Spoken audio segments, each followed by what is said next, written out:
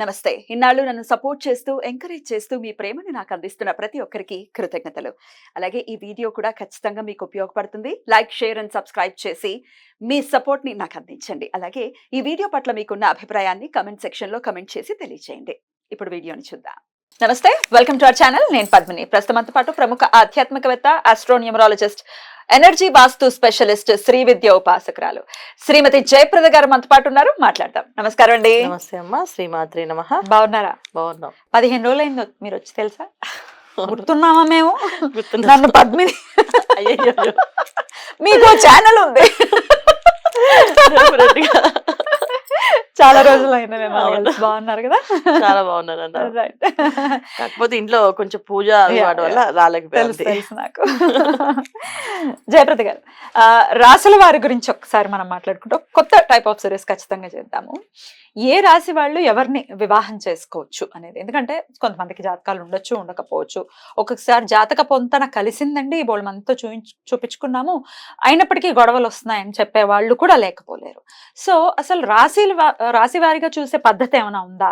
ఏ రాశి వాళ్ళు ఎవరిని చేసుకోవాలి, ఎట్లాంటి జాగ్రత్తలు తీసుకోవాలి, ఈ విషయాలు మొత్తం అసలు 12 రాశులకి సంబంధించి ఒకసారి మీరు ఏమైనా చెప్పగలరా? తప్పకుండా చెప్తాం. ఎందుకంటే చాలా అవసరం కదా ఇప్పుడు కాలానికి చాలా అవసరమైనది. మనం జాతకము అంటే ఒకప్పుడు జాతకం అంటే పొంతన ప్లస్ నాడి, తర్వాత నక్షత్రం పద్ధతి ఇవన్నీ చూసుకుని చేసుకోవడం. ఎందుకంటే ఆరోగ్య సమస్యలు రాకుండానికి, సౌభాగ్యం బాగుండడానికి, భార్యాభర్త ఇద్దరు కలయిక ఉన్న ఆనందంగా ఉండడానికి, తర్వాత వాళ్ళకి సకాలంలో సంతానం, యోగాలు, అన్ని భోగాలు అన్ని అనుభవించడానికి బాగుండాలని చూసేవాళ్ళు లెక్కలు. కానీ ఆ రోజుల్లో చూసే పద్ధతి వేరు, ఈ రోజుల పద్ధతి వేరు. ఆ రోజుల్లో ఏంటంటే మనస్తత్వం ఎలా ఉన్నా అవసరం లేదు, కుటుంబం మంచిది అని అంటే ఆ ఇంట్లో వివాహం చేయడానికి సిద్ధపడేవాళ్ళు. సో అలా చేసుకుని నేను నేర్పించండి చిన్నప్పుడు, మా 40 ఏళ్ళ కిందట మేము కింద మాకు చిన్నప్పుడు ఏం నేర్పించండి, నాన్న నువ్వు ఇప్పుడు ఏమైనా చేసుకో, అత్తగారింటికి వెళ్ళాక మీ అత్తగారు ఏం చెప్తా చేయాలి, మీ ఆయన ఏం చెప్తా చేయాలి, చక్కగా అలా నేర్పించేవాళ్ళు. అదే చెప్పేవాళ్ళు. మనం ఎన్ని ఆటలాడినా, ఎన్ని బంతి పాట పాడినా, మేము ఏం చేసినా మీకు అన్ని జరుగుతాయమ్మా, అత్తగారింట్లో మాత్రం మీ అత్తగారు వాళ్ళు ఏం చెప్తే అది చేయాలి అని చెప్తూ ఉండేవాళ్ళు. ఆ మైండ్ లో ఆ ఒక సీడ్ వేయడం వల్ల మనకి ఎప్పుడు కొన్నా కరెక్టే, అత్తగారింటి దగ్గర మన మార్పు ఈ మార్పు అనేది అలవాటు అయిపోయింది. ఖచ్చితంగా మారేవాళ్ళు. కానీ ఇవాళ అలా ఎవరు చెప్పట్లేదు, అలా ఎవరు పెంచట్లేదు. ఒకళ్ళని ఇద్దరిని బోళ్ళంత గారాబంతో పెంచుతున్నాము, ఇండిపెండెంట్ గా పెంచుతున్నాము, సమానత్వంగా ఉండాలనుకుంటున్నాం. తప్పేం కాదు. కానీ అవతల వాళ్ళకి ఇవ్వాల్సినటువంటి వాల్యూ ఇవ్వాలి, రిలేషన్ కి ముందుగా వాల్యూ ఇవ్వాలి. 100% తప్పు కాదు, అలాగని కరెక్ట్ గాని కాదు.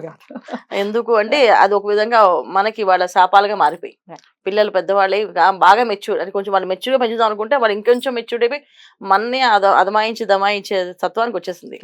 అందువల్ల కొన్ని మిస్టేక్స్ ఉన్నాయి.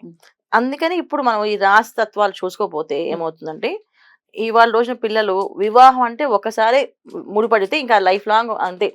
అది మంచివాడైనా చెడ్డవాడైనా మన ప్రారంభ కర్మ ఎలా ఉంటే అలాగే వస్తుందని చెప్పి మన పెద్దవాళ్ళు చెప్పేస్తారు, అలాగే ఉండేవాళ్ళు. ఇవాళ అడ్జస్ట్ అవ్వట్లేదు. ప్రారంభ కర్మలో అవన్నీ తీసి పక్కన పడేసి, నాకు వాళ్ళ మైండ్ సెట్ నాకు నచ్చలేదు, వాళ్ళ మనసుతో నచ్చలేదు తీసేసి మళ్ళీ డివోర్స్ తీసుకుంటున్నారు, ఇంకో వివాహానికి ఈజీగా వెళ్ళిపోతున్నారు.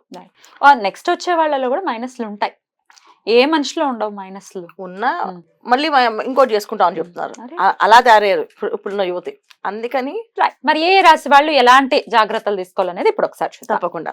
ఇక కుంభరాశి వారు ఏ రాశి వాళ్ళ జోలికి వెళ్ళొచ్చు, ఏ రాశి వాళ్ళని వివాహం చేసుకోవచ్చు, ఏ రాశి వాళ్ళని వివాహం చేసుకోకూడదు? తప్పకుండా కుంభరాశి వాళ్ళు ఖచ్చితంగా ఆచితూచి అడిగి వేయాల్సిందేనన్న. ఎందుకంటే ఈ రాశిలో లక్షణం ఏంటంటే, కుంభరాశి జనరల్ గా చూడడానికి కుండ ఎలా ఉంటుంది, నిండుగా కనిపిస్తుంది, లోపల వాటర్ ఉందా లేదా మనకు తెలియదు, లోపలికి వెళ్ళి మనం చూస్తే గానీ. సో అలాగే వాళ్ళ మనసులో ఏమున్నాయి భావాలు అనేది వాళ్ళు చెప్తే గానీ మనకు తెలియదు. సో అందుకని వీళ్ళకి బయటపడరు. చాలా ఎంత నిండుగా కనిపిస్తారంటే తొణకకుండా అసలు చాలా చక్కగా, అంటే వీళ్ళకి ఏం తక్కువ, వీళ్ళకి చాలా హ్యాపీ అని అనిపిస్తుంది. కానీ వాళ్ళ మానసికమైన ఇబ్బందులు, బాధలు వాళ్ళకే ఉంటాయి. సో చాలా మందికి సరైన టైంలో వివాహం అవ్వకపోవడం ఒకటి, కొంతమంది వివాహం అయిన తర్వాత కూడా అన్యోన్య దాంపత్య జీవితం ఉండదు. కొంతమంది అన్ని బాగుండి జాతకాలు కుదిరి పెళ్లి చేస్తున్నా సరే వైఫ్ ఇక్కడ, హస్బెండ్ ఎక్కడ ఉద్యోగం చేస్తుంటాడు. సో ఎడబాటు ఉంటుందా? ఖచ్చితంగా ఉంటుంది. సో ఆ రాశి తత్వం అది. పాపం వీళ్ళకి ఏంటంటే ప్రతి విషయంలోని, అన్ని విషయాల్లోని వీళ్ళు ఏం చేస్తారు, ప్రతిదానికి సరే తలగే ఊపుతారు. ఆ తలకాయ ఊపడమే వీళ్ళకి ఉన్న పెద్ద మైనస్ పాయింట్. ఒప్పుకోవడం ప్రతిసారి ఒప్పుకోవడం, దాన్ని వీళ్ళు చేయలేక అవస్థపడ్డాం. చాలా మంది వివాహం అయిన తర్వాత, అంటే ఇప్పుడు రోజుల్లో చేస్తారో తెలియదు కానీ, ఒకప్పుడు వివాహం చేసుకున్న ఆడపిల్లలకి అత్తగారు మామగారు మంచంలో ఉండి చేయడము, వాళ్ళని చూసుకోవడము, తర్వాత వాళ్ళ మరుదులను చూసుకోవడం, ఆడపడుచులను చూసుకోవడం, ఇవన్నీ వీళ్ళందరికీ వివాహాలు చేసి పంపించడం, ఇదే పని. వీళ్ళ జీవితం సంతోషం అనేది ఉండదు. సో ఇలాంటి విషయాల్లో వీళ్ళకి కంపల్సరీగా చూసి పెళ్లి చేయకపోతే, ఇప్పుడు ఆడపిల్లలు ఏం చేస్తున్నారు, అవన్నీ ఏం చేయము, మాకు అవ్వాల్సిన అవసరం లేదు, మేము ఇండిపెండెంట్గా ఉద్యోగం చేసుకుని చెప్పి పెళ్లి చేసుకోవట్లేదు. చేసుకున్న డివోర్స్ తీసేసుకుని మళ్ళీ విడిగా మీకు కావాల్సిన పెళ్లి ముచ్చట తిరిగిపోయింది కదా, నాకు వాడు నచ్చలేదు అందుకే వదిలేస్తాను, నా ఉద్యోగం నేను చేసుకుంటాను చెప్పి వెళ్ళిపోయి ఉద్యోగం చేసుకోవడం, ఇవి జరుగుతున్నాయి. అమ్మాయిలైనా అబ్బాయిలైనా అంతే. మరి ఇంకా అసలు జాగ్రత్త తీసుకోవాల్సినటువంటి రాసులు ఏంటి వీళ్ళు కంపల్సరీ వీళ్ళకి చేయాల్సిన ఏంటంటే, వీళ్ళతో అన్యోన్య దాంపత్య జీవితం ఉండాలి అనుకుంటే వీళ్ళకి కర్కాటక రాశి వాళ్ళు ఇచ్చి పెళ్లి చేయాలి. ఓకే. సో వాళ్ళు అడ్జస్ట్ అవుతారు ఏ విషయమైనా. సో కర్కాటక రాశి వాళ్ళు పర్ఫెక్ట్ గా మ్యాచ్ అవుతారు. తర్వాత వృషభ రాశి వాళ్ళు, ఎందుకంటే వృషభ రాశి వాళ్ళు ప్రేమతో మార్చుకోగలుగుతారు. సో వాళ్ళ హస్బెండ్ అయినా వైఫ్ అయినా వృషభ రాశి వాళ్ళు వీళ్ళకి వస్తే వాళ్ళ ప్రేమతో వీళ్ళు మార్చేస్తారు. ఇప్పుడు హస్బెండ్ కేరింగ్ తీసుకుంటే కుంభరాశి అమ్మాయికి ఇంత కేరింగ్ హస్బెండ్ ఎలా వదిలేసుకుంటుంది, ఖచ్చితంగా ఉంటుంది. సో అలాగే వృషభ రాశి అబ్బాయి కుంభరాశి అమ్మాయిని పెళ్లి చేసుకున్నాను అనుకోండి, ఖచ్చితంగా ఆ అమ్మాయి తత్వానికి ఆ అబ్బాయి ఏదో ఒక విషయంలో మాట్లాడుతుంటే అన్ని సెట్ చేసుకోగలుగుతారు ఈజీగా. ఏ రాశి జోలికి వెళ్ళొద్దు వీళ్ళు? మీనరాశి, మకర రాశి, ధనుసు రాశి, వృశ్చిక రాశి దేనికి వెళ్ళొద్దు.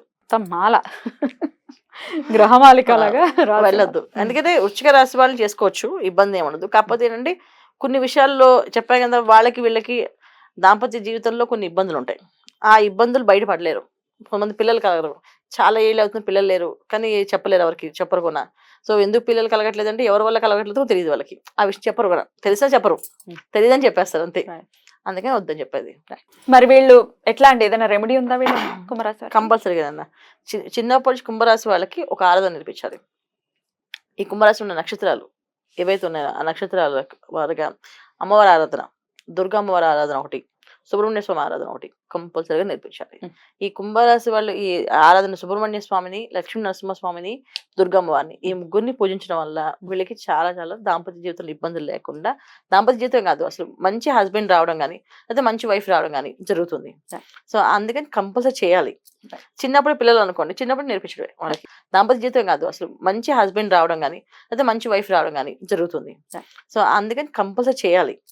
చిన్నప్పుడు పిల్లలు అనుకోండి, చిన్నప్పుడు నేర్పించడమే వాళ్ళకి.